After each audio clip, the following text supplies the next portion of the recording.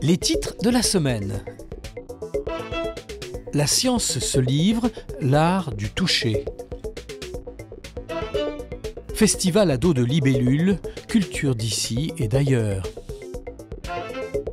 Université Paris-Nanterre, pourquoi la fac change-t-elle de nom ?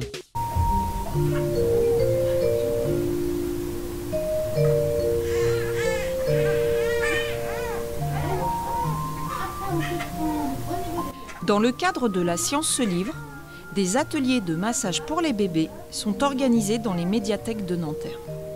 Cette initiative, qui investit chaque hiver les lieux culturels du département, vise à vulgariser le langage scientifique et à rendre la science accessible à tous. On a déjà participé à plusieurs reprises à la Science se livre parce qu'on a envie justement de promouvoir la science à travers nos collections de livres, de DVD et de ressources numériques. Et puis ça permet d'organiser des rencontres de diverses sortes pour faire venir des publics qui n'ont pas forcément l'habitude de venir dans les médiathèques et qui sont intéressés par des sujets scientifiques au sens large du terme. Vous partez de là et vous allongez au niveau des bras. Cette année, La Science se livre s'est intéressée aux questions de santé. Là, je vais animer 2 ateliers avec des parents et des enfants en bas âge. Des enfants de moins de 6 mois, parce qu'à partir de 6 mois, les enfants, ils ont envie de bouger, ils n'ont plus très envie d'être massés. Et donc là, je vais leur montrer les mouvements en fait, qu'ils peuvent faire pour aider leurs enfants à être plus à l'aise avec leur corps, à mieux le connaître. C'est un moment de partage aussi, parents-enfants. Et puis ça peut aider au niveau respiratoire, au niveau de la prise de poids aussi pour des enfants prématurés.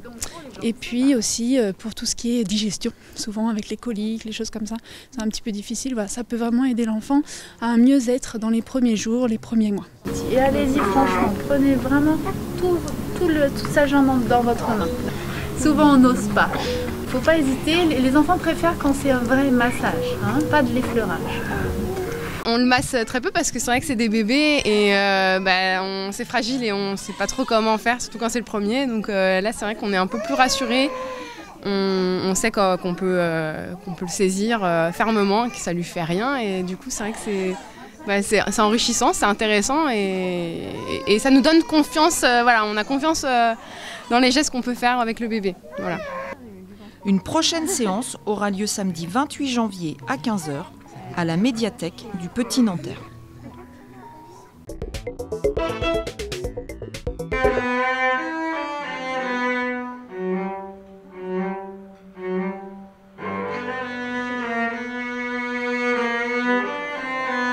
Du 24 au 28 janvier se tiendra la 7e édition du festival Ado de libellules. Un événement pluridisciplinaire auquel participent plusieurs compagnies venues du monde entier. Au programme, théâtre, danse, musique, rencontres et lectures. C'est à l'ambassade du Chili, lors d'une répétition, que nous avons rencontré Laure Herman de la compagnie nantérienne Le Rugissement de la Libellule, à l'initiative de ce festival qui propose un thème différent tous les ans. Alors cette année, le thème est le mouvement dans un sens un petit peu large, étant donné qu'on a du mouvement bien sûr parce qu'on a des danseuses notamment, mais également le mouvement dans un sens plutôt de mouvement historique parce qu'il y a beaucoup de historiques et sociaux. Donc par exemple les Italiennes que nous invitons de Sesto San Giovanni parlent de leur ville, Sesto San Giovanni qui est une ville ouvrière qui a un passé ouvrier très important. Donc là, les usines sont liées vraiment à l'histoire de leur ville, elles traversent aussi bien la libération, la résistance pendant la guerre, que les années 70 avec la fermeture des usines. Il y a également un spectacle de Brésiliens sur les paysans sans terre, une pièce de théâtre qui fait gémir la terre. Il y a également un auteur-compositeur brésilien qui lui parle plutôt dans les textes de ses chansons du concret, du contemporain, des thématiques sociales actuelles au Brésil. Ser compositor pra falar de amor, aliviar a dor, na esperança de mundo melhorar. La pièce Cœur de chien fait également partie du programme. Ce récit fantastique, mêlant théâtre et musique, se déroule dans les années 1920 en Russie. Le personnage principal est un chien et on suit sa trajectoire. À la base, c'est un chien des rues qui est presque en train de mourir, qui meurt de faim dans la rue et qui croise le chemin d'un grand professeur, une sommité d'envergure mondiale qui travaille sur le rajeunissement humain et qui décide d'adopter ce chien et de l'amener chez elle.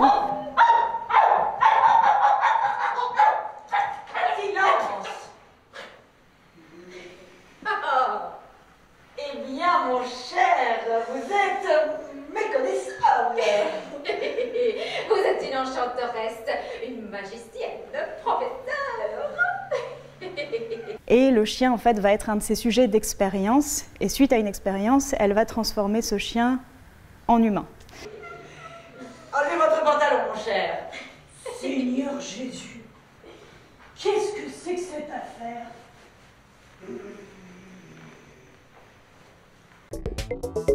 La suite en bref. Exposition urbanisme sur papier. Dessins, peintures, notes et ébauches jalonnent une exploration artistique de l'urbanisme. Cette exposition est le fruit d'une collaboration entre les artistes Marjorie Wellich, Olivier Gourville et l'architecte et urbaniste Muriel Pagès. Inauguration vendredi 27 janvier à partir de 18 h à la galerie La Terrasse, 57 boulevard de Pessaro. Stage musical. La Fanfare de Nanterre propose un stage musical dirigé et mis en scène par les Charentaises de Luxe en vue d'un spectacle pour le festival Parade 2017. Répétition tous les vendredis à 20 h et 3 dimanches à partir du 27 janvier. Le spectacle est prévu pendant Parade le vendredi 2 juin. Coupe de France de basket. Nanterre affrontera Nancy dimanche 29 janvier à 15 h 30 au Palais des Sports dans le cadre des 8e de finale de Coupe de France. Il reste des places. Tout de suite, la question de la semaine. L'Université de Nanterre simplifie et raccourcit son nom. Depuis la rentrée de janvier, elle s'appelle tout simplement Université Paris-Nanterre. Pour quelles raisons avez-vous souhaité ce changement? Si je vous rappelle le nom ancien désormais de l'université, Université Paris-Ouest Nanterre-La Défense, vous avez déjà quelques éléments de compréhension de la démarche qui nous a conduit à simplifier le nom. C'était un nom qui était très long, qui voulait dire beaucoup de choses, sans doute trop de choses, et qui ne permettait pas une appropriation satisfaisante, que ce soit par les membres de la communauté qui raccourcissaient toujours d'une manière ou d'une autre, ou par nos interlocuteurs, partenaires extérieurs, qui avaient aussi beaucoup de mal à fixer une dénomination par rapport à une autre. Donc ça, c'est disons un motif très utilitaire, mais il y en a un autre plus fondamental derrière, c'est le souhait de recentrer l'université sur son identité. Et pour nous, l'identité de l'université, c'est le lien à Paris, bien sûr, mais c'est aussi et surtout l'ancrage dans Nanterre. Donc c'est cette revendication de Nanterre, ce qui a fait la notoriété, ce qui fait que l'université est connue, hein, c'est à travers ce nom de Nanterre, c'est cela que nous avons voulu mettre particulièrement en avant. Et donc on est arrivé à cette conclusion qu'un nom aussi resserré qu'Université Paris-Nanterre disait exactement ce que nous étions et ce que nous voulions être. Merci de votre attention. Rendez-vous le 30 janvier.